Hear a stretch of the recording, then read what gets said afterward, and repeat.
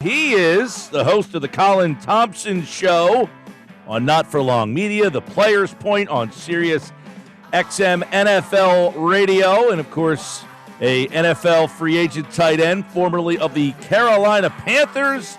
He joins me now. Colin Thompson is here on the Sports Bash on 97.3 ESPN, the 97.3 ESPN free mobile app. And if you're watching on the X platform and YouTube at Mike Gill Show, there he is, Colin Thompson in the house here on the Sports Bash on a Tuesday, as he will join us all season long for some breakdowns on what we saw in the NFL. What's going on, buddy? Michael, it's great to be back. It's great to be chatting to everyone down there at the Jersey Shore. And what a game. What a great, it's so great. I know it's a September. It's so great. Football's back. We're starting to get in the thick of it. I'll say this to fans. Everyone pump the brakes, right? Wins are great this time of year. Losses aren't season defining. Like, you need to play well November 1st, right? I hate to say it, but your last 2 months of the season, that's where players get paid from, and that's where teams really get momentum from, right? Like, the stats are, if you're 0-3 to start the year, I get it. You got to climb out of the hole. Well, but because at the end of the day, there's so much parity now that 0-3 – you can kind of get back into the mix. There's extra playoff teams. Yeah. Teams that are 9-8 are going to probably be a playoff team, or 10-7. So, hey, listen, the league is crazy. You know, you watch a team play twice, you have an opinion, and then you see them a third time, and then you're like, wow, that team looks different all of a sudden. You know, I want to get into that with you on a couple topics. But first, obviously, the Eagles, they go on the road. I know you playing in Carolina. You went to New Orleans and played multiple times and have always told me that's probably the most difficult place you've ever played. No Lane Johnson, no Becton, no A.J. Brown. Then late in the game, no Covey and Devontae Smith. How impressive is that road win for you?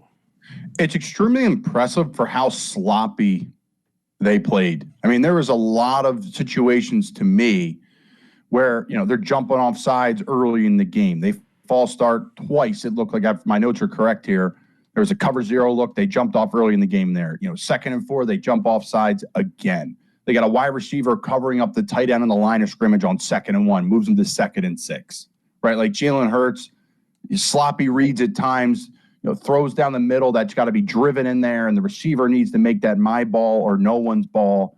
I'm just, again, going through my notes here. Like, they didn't have a ton of design runs for Jalen. Like, so they hung in there, Mike. That's the bottom line. Like, last year, I think when we were on this, when I joined your show weekly, and love joining you and all the people here at 97.3, it's great to be on, is they were finding ways to win close games. And then at the end, we were like, well, maybe that wasn't good. Maybe they were just getting lucky bounces. But I think when you go to New Orleans, the hardest place to play in the NFL, because it's indoors. Seattle's the loudest outdoors. Kansas City's the loudest outdoors.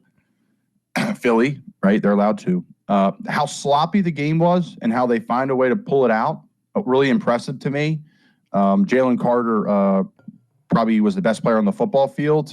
You could say Dallas Goedert too, but they have a couple gimmies for him, but that guy's so dynamic. They're not the same. Like, they could have a healthy receiving core. They can have a healthy O-line, but without Dallas Goedert, that offense doesn't go. So that's my takeaways, Mike, is sloppy play from the team.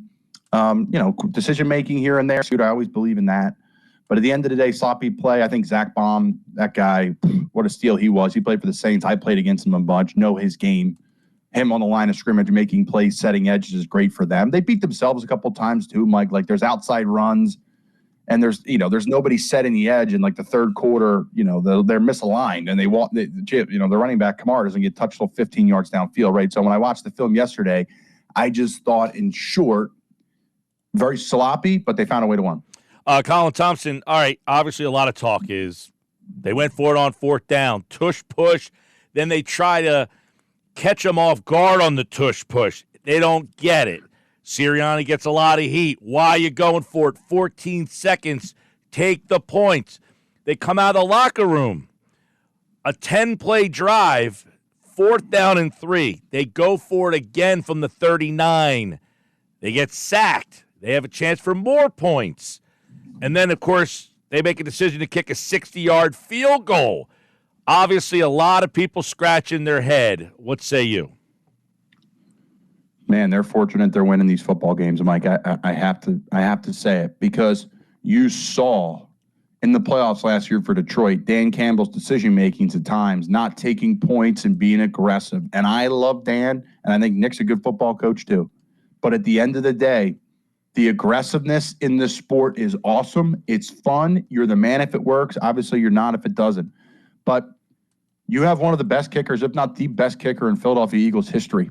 David Akers is an unbelievable kicker. But I think you can make an argument for Jake Elliott now too, right? So, like, put him out there, take the points, trust your defense. Because, Mike, that defense is legitimate. And I know everyone's like, whoa, Colin, hey, easy. Did everybody see what the Saints did to everybody to open the season?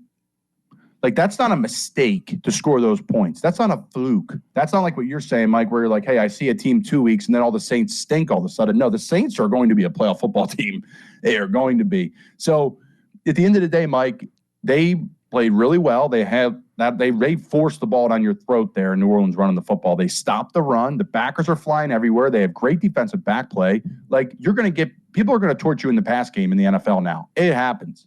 It's just happening. They got to work on the pass rush. But other than that, Mike, I'm kicking it and I'm playing defense because our defense was playing really well yesterday if I'm Nick Sirianni. All right, so when that happens, okay, you get a play like that happens, a situation like that happens, do the players start to say, what the heck is he doing? Does that start to enter the players' minds? I think if you're soft, if you're weak-minded and you're worried about the wrong stuff, sure. Right? At the end of the day, like, as a player, if you're a dude, if you're a guy who's like really good football player and you're worried about what the coach is doing, and like, if you watch Nebraska football, I'm a Matt Rule guy. If you watch Temple football, if you watched us in Carolina, the field goal block team never turned around to see if the field goal went through the end zone. Watch that when you watch Nebraska football now, folks. When the other team scores on Nebraska and they're kicking an extra point or field goal, they won't turn around because the score doesn't matter, right? It's like life. If you're like, wow, I just got this big bonus. What, am I going to change the way I work? You can have emotion, but you can't be emotional in football. So if you're subscribing to, oh, the players aren't playing that hard anymore because my coach is making dumb decisions or they're questioning, then the players shouldn't be in the building anyways. It's like what Pierce said with the Raiders. That's a business decision. You need to be worried about yourself, because if it affects your football and your play, that's your job. You should be cut. Yeah, that's Teddy Bruschi said something similar on the pregame the other day. Like, so what? Now what? You know, like, well, I think that's what Sirianni said about his Little League coach or something. But Bruschi brought up a similar point of move on, and you can't keep thinking about the mistakes or what happened before. But, you know, people get wrapped up in, are they losing faith in the coach? Do they respect the coach? Do they want to play for the coach when those decisions backfire? When they backfire. When they work, they're great. I think players love aggressive coaches. Players love Nick Sirianni. Players love Dan Campbell, right? They love that guy that goes for it. I think the hardest part is for a coach is to walk in that offensive meeting on Monday and say, you know what, guys, I regret not going for it there. I believe in you guys. So maybe Nick's saying, you know what, offense, I believe in you. Kellen Moore, I believe in you. That's could be the message too, right? Well, I thought that was the theme of the game and why New Orleans. I feel like their coach was their staff, their game plan was very conservative. Not as much trust in their players. The Eagles almost too much trust. Hey, I trust you to kick a 60-yarder when maybe it's not the most prudent thing. You're up 7-6. Let's pin them back. Our defense is playing well. And, you know, that's another thing. You've been on the sideline in this analytic era. The analytics don't tell you what the game feel is. That's what I think is a problem with the whole analytics. Like, it's 3-0. Okay, the analytics say go, but it's 3-0. Our defense, the analytics don't know if the score's 33-30 or 3-0. They're just saying go, no matter what the situation. It's 3-0. Do you take the points? Well, right, that's the million-dollar question. What's the context? Where are we? Are we on the road? Are we in an indoor stadium? How good's our kicker? How good are we playing defensively? Right? Like, so, like, there's context in everything, Mike. And to me, whether you're going to go for it or not, you have confidence in not, like, at the end of the day, like, what do you firmly believe in coach? And if you believe in my defense that day, I'm kicking it. If I say, you know, we can't stop anybody, I'm going for it. Yeah. But at the end of the day, like, it's all nuance. And when you're in this business or you're in any business and you're taking risk, right? Like you got to be able to say, you know what, I'm going to go for it. Because if not, maybe my defense is playing great. And it doesn't matter. They're not going to drive down the field anyway. So it's easy to be Monday morning quarterback. But at the end of the day, what the Eagles do have is a great short yardage offense. And I would be running the tush push and I would be running my RPO stuff. What did you think? So, okay, let's get into that play real quick. It's 14 seconds left. It's 4th down and 1. They line up tush push. I think he thought he was going to catch them off guard and score a touchdown on that play. That's why I think because if you get the tush push and you get a yard, you're going to call timeout. There's like 10 seconds left. Like, what are you going to do? That's why I don't understand. You're going for it. To me, that play design is we're going to try to catch this team napping and see if we can get 6. Yeah, I don't like I'm just not a cuteness kind of guy. Like, I like cuteness, Mike, like week 14. When, like, we just ran tush push because we don't care. Like, I had a guy today at the gym that is a great. I lived in Annapolis, Maryland, right? So I go to the gym. There's a guy in there that went to Nova and is a huge Eagles fan. So it's great. I have a different flair. I got guys coming up to me talking Washington Commanders. They all know I played, whatever. And we sit in the sauna and we're all BS. And then I can barely get through my workout, Mike. They're hounding me.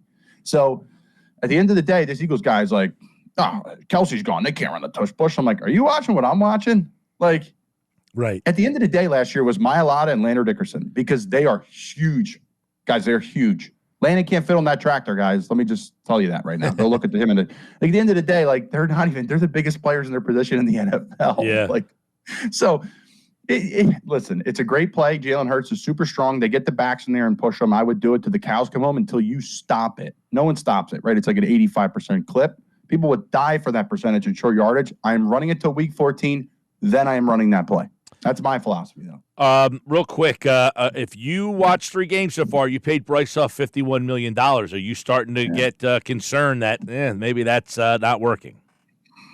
I don't think you have a choice. He's got to go in, right? It's like a salary cap league. He's got to go. You can't trade for Hassan right back. Guess you could. I mean, I wonder if the Jets, you could do a swap. You could take Bryce Huff back. We'll take Hassan. Then you got to pay Hassan a bunch of money. So, I like I said, I was a Bryce Huff fan. I still am. I believe in players are going to find a way to get through. Guy was pretty dynamic with the Jets when I watched him on tape. He was a guy where you watch him on tape, you're like, I got to prepare for him. There were some guys who were like, yeah, they're good, but you can play with them. No, like, you were like, wow, this guy's fast off the ball. He was an in the ground, hand in the ground guy with the Jets. He's a stand-up guy here. I don't know. But eventually, he's got to do whatever he can to make himself comfortable because you got to produce. All right, I want to get a couple NFL thoughts. Last night, Jaden Daniels arrives. He has the game. That's the game. I said all offseason, Colin, that if Jaden Daniels is this year's version of what Stroud was for that team, that Washington team could be the team that nobody really thinks about. If he can play like that, what's that Washington team's ceiling? Well, I think their ceiling is a playoff team for sure, right? They're a wild card. They're a win the division, get in the division race situation late in the year. Like those games that happen in like Thanksgiving on, right? They end up being like Giants, Commanders, Dallas. Everybody plays each other a couple times, right? And then it all pans out. Like it's going to be. That's why for Washington, it's like we got to stay the course. We got to stay where we are. Dan Quinn's the man. I got recruited by Dan Quinn. He's a Jersey guy. Love the guy. Like, and I'm a Colin Cowherd fan. People in Philly hate him, but whatever. Colin is super smart and really articulate and is a professional. And there's a reason why he's where he is. And he always says, owner, general manager, head coach, quarterback. If you nail those 4 things, you're a really good franchise. Look at Baltimore. Look at Kansas City. Look what New England did for all those years, right? Like, again, it's not just, here's my quarterback. It's like, no, what's the infrastructure around him? Dan Quinn's awesome. Peters, the GM, comes from the Niners. We all know Harris, the owner, has done a great job with the Sixers, right? Like the Devils, like they're 2 trending in the franchises going the right way. So ownership's better. The GM, their roster's vastly improved. Bobby Wagner, Frankie Louva's the best player in the league. No one knows about. They signed him. Jeremy Chin was lighting people up last night. Their O-line, they went and got Biotic and Allegretti. Chiefs and Cowboys, 2 great players with the O-line.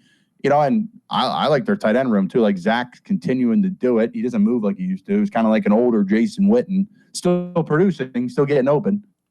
So, yeah, I like the team, Mike. You know why? They run the football. I was surprised with Cliff Kingsbury. I thought he was going to treat him a lot like not so fast. They're running the ball. They're getting under center, and they're doing some big boy runs. So it's good to see control the ball, play good defense. I'm happy for Dan. He's an unbelievable guy. All right.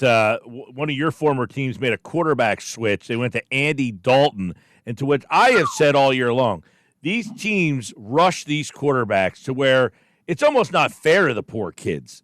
And there's so many guys in this league right now. I say so many. There's a handful. Like, Anthony Richardson. Maybe he's very talented. He has no business starting an NFL game. It's just not fair to him nor the team. You could say that about a lot of guys. But it just shows if you just put a competent NFL player, you can win. Bryce Young right now, I'm not going to write the kid off. I feel bad for kids like this. I feel like they just get rushed into these situations. What do you think about the young quarterbacks, that just get rushed in this league? You've been around some of these guys. Well, for me, I'm always listening to the greats when they talk about it.